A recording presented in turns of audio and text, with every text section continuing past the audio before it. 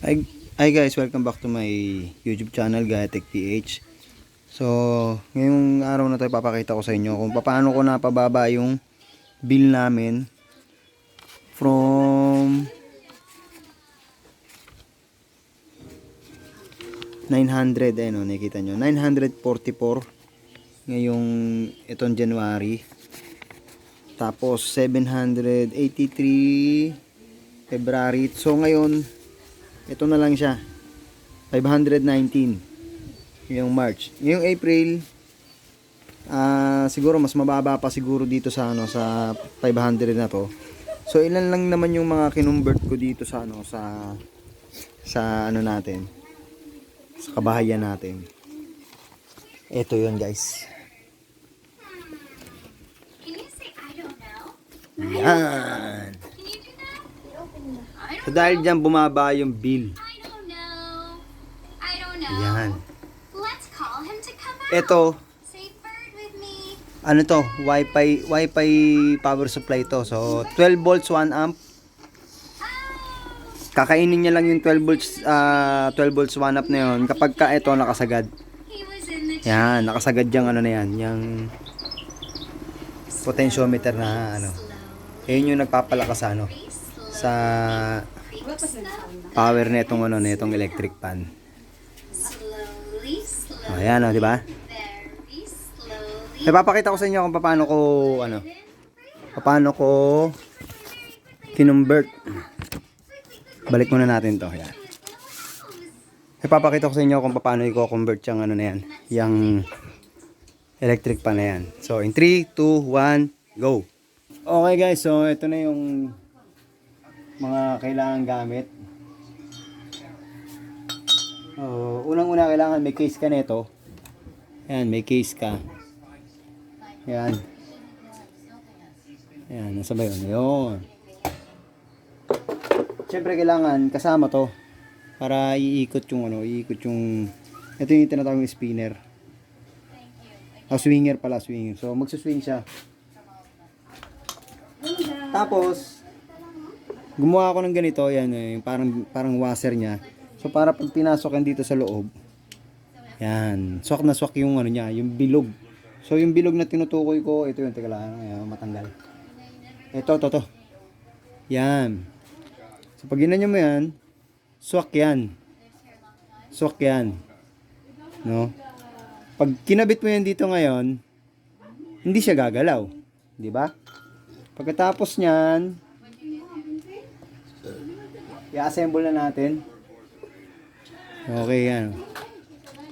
So i-assemble na natin yan. Meron yan gomang maliit. Yan, para suporta dun sa ilalim. Okay, so ganito lang yan. Hindi ko na pinakita yung buong proseso kasi matagal. Pili ka sa kasanina lang wala pag turong.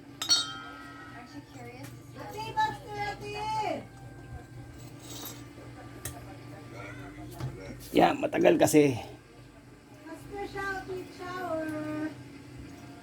So ayan na yan guys. Mas maganda siguro kung yung isa. Kasi ito umaalog. Pero okay na yan. Okay na yan. At least hindi lang gumalaw. At least hindi lang siya gumalaw. Paano ba yung Wala ha. Saan yung So yung swinger natin. Nakaganyan. So dapat ganyan siya. Ayan na guys. Kita nyo ha. Kailangan nakapasok siya roon. Medyo mahirap lang to, konti. Kasi kailangan nakaano siya. Pero pwede na rin tanggalin to. Yan, tanggalin nyo na lang to kung hindi siya papasok. Mas importante ito hindi gagalaw kasi pag ito gumalaw at yan, hindi kakapit yung gear nito dito sa gear nito. So ibig sabihin hindi siya magsiswing kahit anong gawin nyo. So ang importante ito, yan, fix siya. So yan yun. Ito yung sinasabi ko sa inyo. Yan. Teka, nakalimutan kong to. Ako anak. So ito, PVC. Sukat siya sa dito sa ano na to, sa opening nito. Imuha din. Sukat siya sa opening niyan ha. So try natin. So try natin ha. So yan, sukat yan sa opening nito. Kasi pag hindi nyo nilagyan yan, ito, makokompress siya, lulubog to. So yan, naka ano lang yan eh, parang remache lang yan na nakatupi na ganyan. Dun sa pinaka-case niya. So pag hinigpitan nyo ng hinigpitan, yung screw na ginagamit dito, lalo siyang magiging mahigpit. So sa sobrang higpit, ito pwedeng lumubog yan doon, masisira yung brush nung motor nyo, teka. Mas fix yung isa, so ito na lang ilagay natin dito. Ito yung dyan. Yan. Tapos ito yan, okay? O, di ba? Sok na sok, di ba?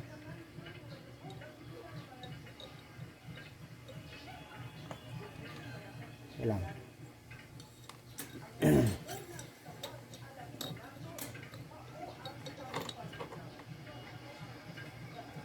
So ayan na siya mga guys. Yeah. Okay. Tingnan muna natin to kung swak ba to.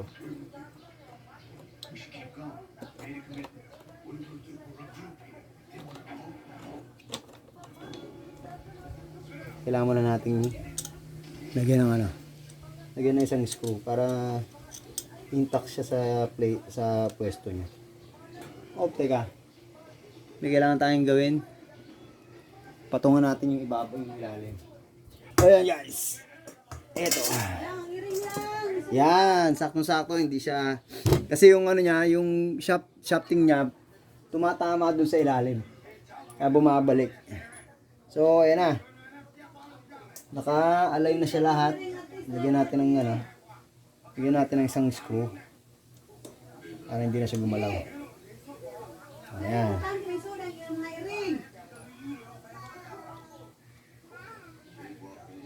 Yan, pasensya na kayo, may mga may ingay eh.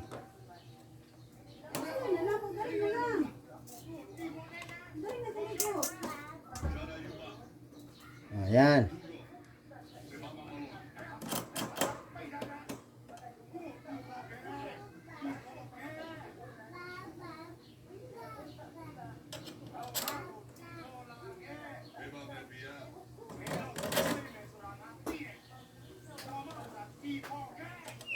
Hindi abot yung isa.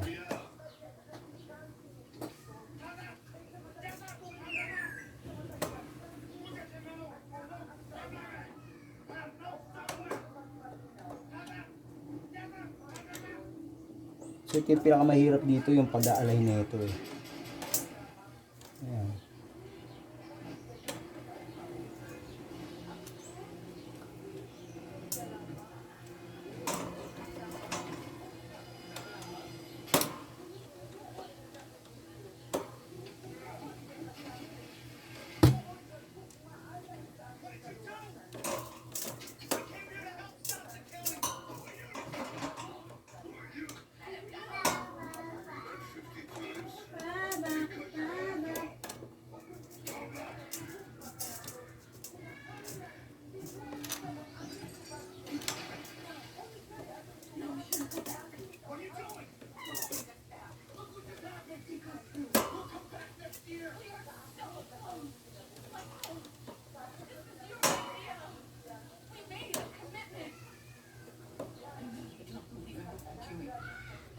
So ayan, nakakabit na siya.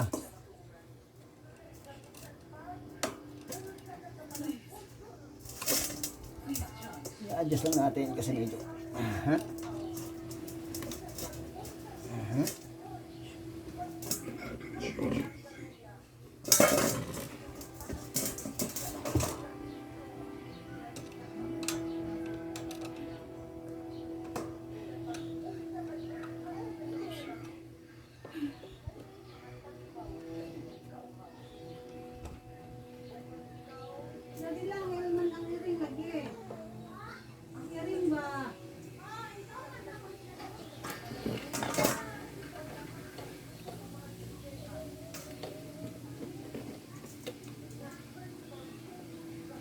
So yan guys, di na gumagalaw, no?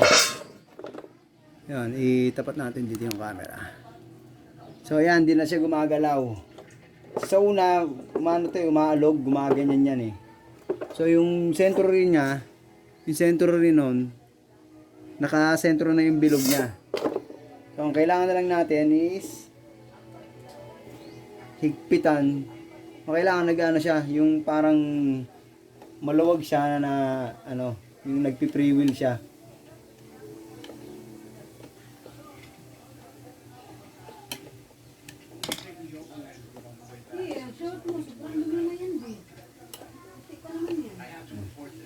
Okay lang yan. So ayan. Oh, ayan, oh, maluwag siya pero ito masikip.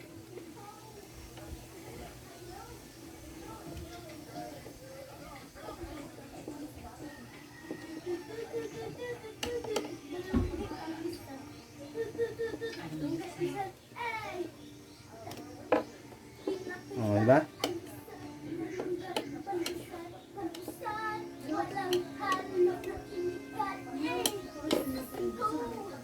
So ayan. Pag hindi niyo nilagyan itong PVC, guys, ang tendency nito magiging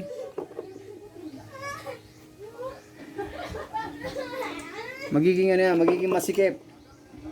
So pag hindi nakalagay ito at ito lang yung pipigil, itong casing nitong ano nyo, yung nung motor nyo, ng DC motor nyo, mako-compress siya sa loob. Tapos ito sisikip, parang ayaw nang umandar. Oh, ito tignan niyo, oh. Oh, di ba? Nagpi-freewheeling. So ngayon, ang gagawin na natin, kakabit na natin yung mga pang-final touch natin. Ito yung ating ano, yung ating swing. O, kakabit na natin yung swing natin.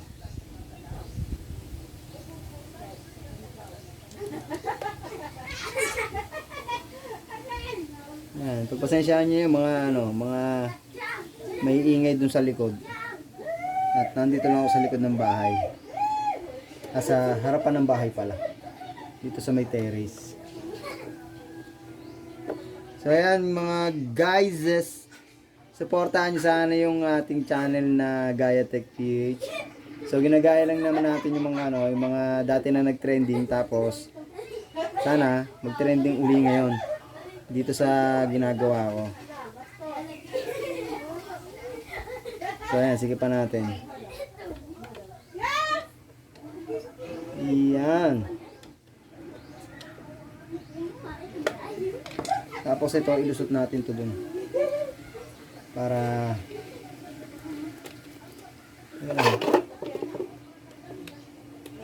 ayan. Oops, teka.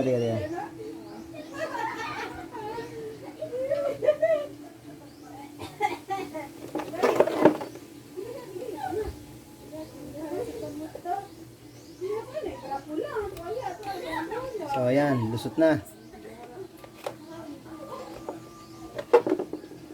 Okay, so hindi naman delikado to, kahit naka-open lang yan, kahit wala nang cover yan. Hindi naman nakakuryente yan. Pero mas maganda na rin yung merong cover. Kasi maganda siya tignan, di ba? So, okay, ito naman yung ano natin. Yung screw na ito.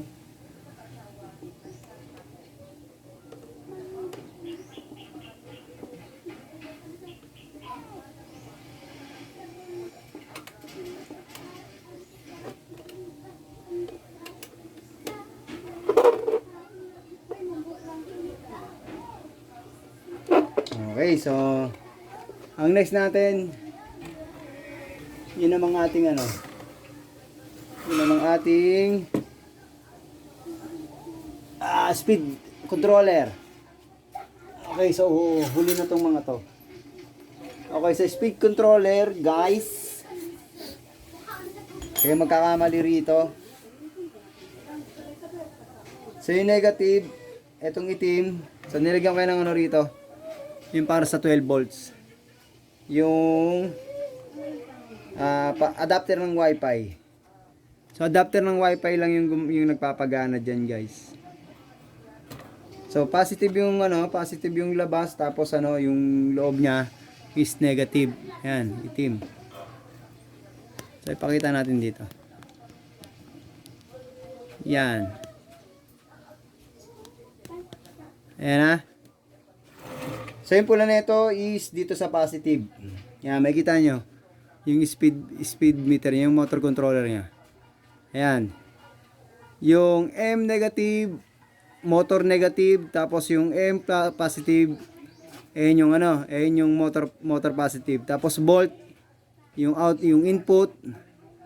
Tapos volt positive no, input, tapos yung volt negative is yung out, yung kasama yan sa ano, sa input.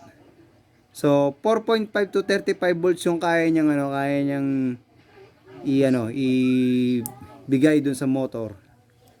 Yung kaya nitong ano, kaya nitong i-handle na voltahe. So ikuha na natin, ikabit na natin. Ayan. So motor, ito tayo sa B negative. So itim. Yan. Kaya magkakamali rito kasi baka masira kapag ka nagkabali-baliktad. So ayan, itim.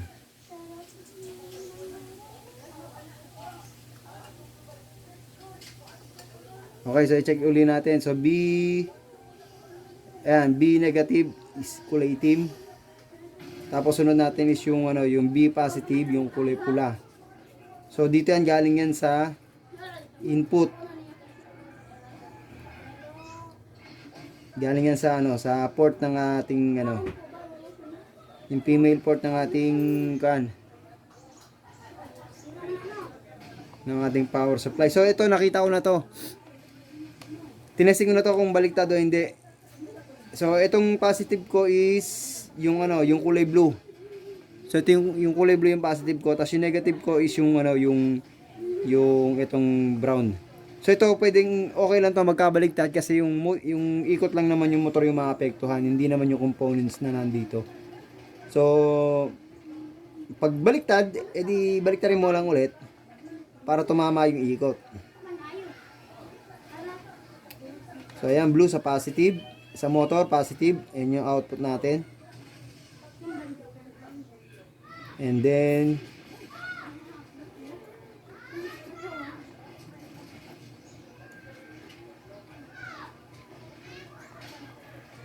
yan lang.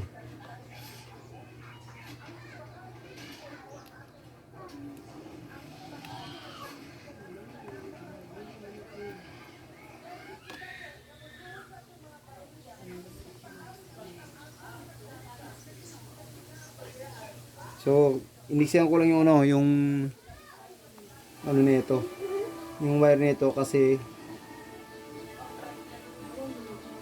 nabubulunan yung ano, nabubulunan yung pasukan na ito. So, konti lang yung may papasok mo, ang tendency niyan lalabas yung iba. Pag nag-short, patay na. So, yun, may ginawa akong butas dito, guys. Ayan, ayan, maliit na yan, yan. So, dyan ko na lang ilulusot to. Paano ba? O, yan, ganyan na lang. Yan, okay. Tapos, dito yan. Washer. Tapos yung ano, yung ating lock. Huwag nyo na masyadong pakaigpitan at baka mabali naman yung ano, yung anong tawag nito? Yung adjuster, yung ano, yung nakalimutan ko yung tawag eh. Kasi ito, kasi nakahinang lang yan doon sa ilalim, doon sa PCB niya, sa board niya. Baka sobrang higpit nyo, eh matanggal naman. So, testin natin. Okay, goods. Goods na yan mga lods. Now, susunod natin, eh kabit na natin yung takip. Yan.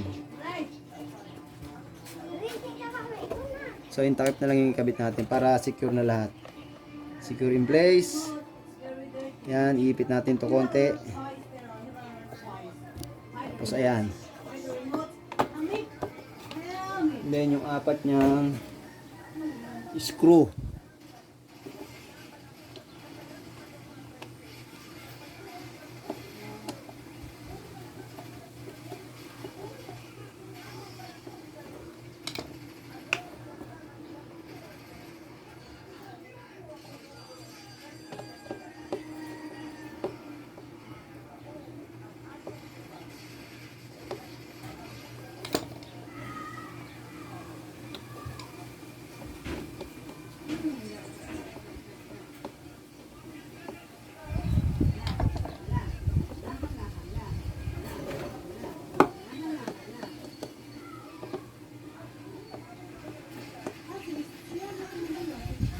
Okay, so ayan na guys.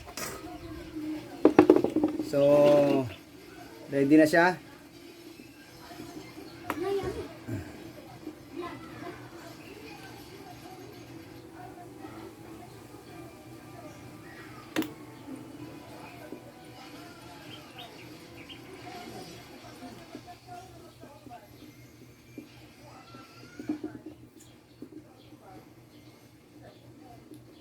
Iharap lang muna natin.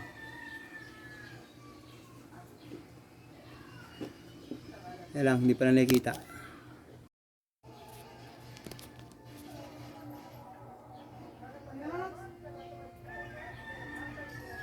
Ayan. Papasok mangin natin tong ano na to. So ayan, wala naman siyang ano, bilog lang din naman, wala namang yung parang slit na naka ano. Ang problema lang ito is bilog. Tapos ito yung ano niya is pang ano, pang yung isang type, yung parang may ano, may anong tawag nun? Yung may parang stick na nakapasok. So ayoko nung kasi mahirap 'yun. Pag ipinasok mo yun dito, mahirap i-ano. Mahirap tanggalin 'yun at baka masira pa yung ano, yung rod nito. So ayan na guys.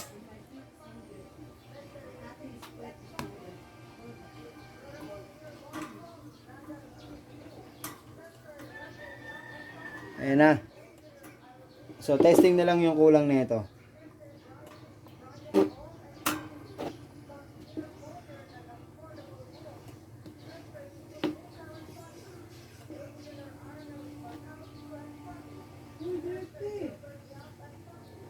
So ayan, medyo okay na yan. So testing nila yung kulang nito guys.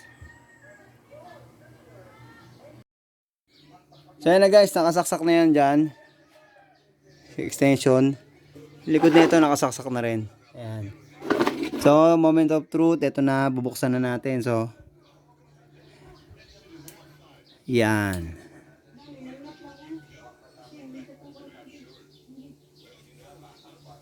Buto natin. Ayun. Meron lang ano. Lang. Maluwag lang yung saksakan. Maluwag ang saksakan. Teka lang. Laban tayo doon konti ah. Okay, so ito na. Ito na yung totoo guys. Ayun oh. Ayun oh. Grabe naman yan oh. So malakas pa rin naman. Yan oh. Oh, di ba? Oh, di ba? Partida hindi pa naka-battery yan. Kung naka-battery yan, mas malakas yan. Kasi ano yun eh, nasa 4 amps yun eh. Ito 1 amp lang yan. Kaya 12 watts lang yung na ano diyan. Nakukuha ng ano nyo. So 12 watts wala pang ano yun. Sa isang araw siguro wala pang 3, 2, ganyan, yung 2 pesos. So ayan guys, smooth yung takbo niya, umiikot. Ayan. Oh, di ba? So ayan, makakatipid kayo. Gaya ng sinabi ko, mula 900 naging 700, tapos ngayon 500 na lang yung bill namin. Tapos sa susunod, ewan ko, hindi ko alam kung ano, kung anong bill yung lalabas. Kung magkano siya. So yan na lang guys. So maraming salamat sa mga sumusuporta dito sa ano, sa Gayatech PH. So ayan guys. Ayos, di ba?